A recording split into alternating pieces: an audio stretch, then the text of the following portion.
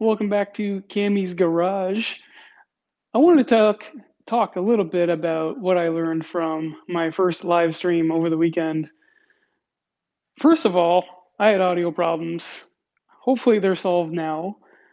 I got some new earphones slash microphones, wireless Bluetooth for my phone, which is what I'm using to shoot this video. So hopefully that problem is solved from now on if I want to do more live streams. I kind of like doing the live stream. So wanted to talk about what else I learned. Go in with a plan. While I did go in with a plan, thinking that I was going to make a letter opener, I went way too fast at first, and I had so much time left that I didn't know what else to do. So plan ahead. Have a helper. Not only a helper, but someone that's willing to use the camera, move it around, help you moderate the chat if you turn that on, and relay any questions that the viewers may have for you. Give them direction about how to use the camera. For example, tell them to get in closer, frame it, how to frame it better, keeping in mind safety concern, of course. If you're turning something on the lathe, you don't want to get really close in there. So having a helper, I wrote down a few things on a piece of paper. Have a computer nearby. I was reluctant to bring a computer in here at first because of the mess I tend to make in here. I feel like it's just way too dirty and filthy in here to have a computer in here. But my wife had an old laptop that was sitting in a drawer for like months, if not years. I reinstalled the OS on that with a few headaches. No, those things never go smoothly. But I have that here now, so whoever is helping you or helping me, my wife usually will be the one if I do more live streams. She can have the computer open and be able to moderate the chat as well as relay any questions to me. Closing.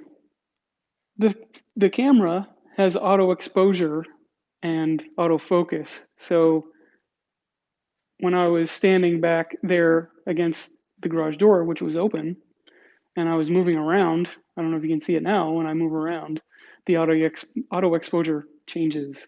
So take into consideration what clothing you're wearing, how much you move around, and how much you cover it, because it can change the exposure.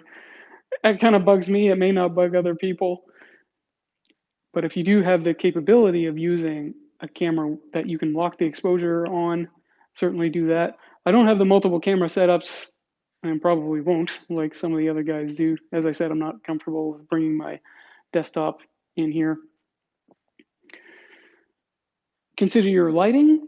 As I said, I had my back to the open door, so there was a lot of light coming inside, and it was making a silhouette of me on the back. So next time, if I have the camera aimed over there, I will close the door. And the last thing I have is finish the project.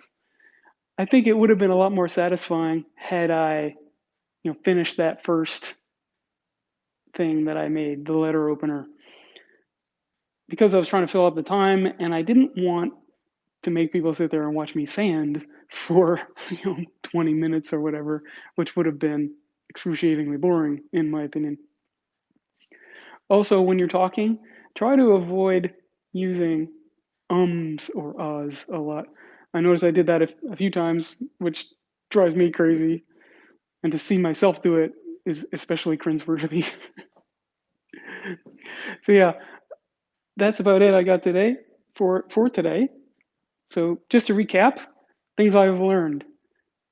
Have a microphone for better quality audio. So your viewers don't get annoyed that they can't hear you. That was a problem I had. Number 2, go in with a plan. Number 3, have a helper that can moderate the chat as well as move the camera around for you if you need it, and give them direction. Consider the clothing you're going to be wearing, as well as the lighting in your shop if you're going to be doing a live stream. And lastly, finish the project. Anyway, like I said, actually I didn't say anything, but yeah, so that's it for this one. Just a quick one for you. Hope you picked up some tips from there, and thanks a lot for watching. Talk to you soon.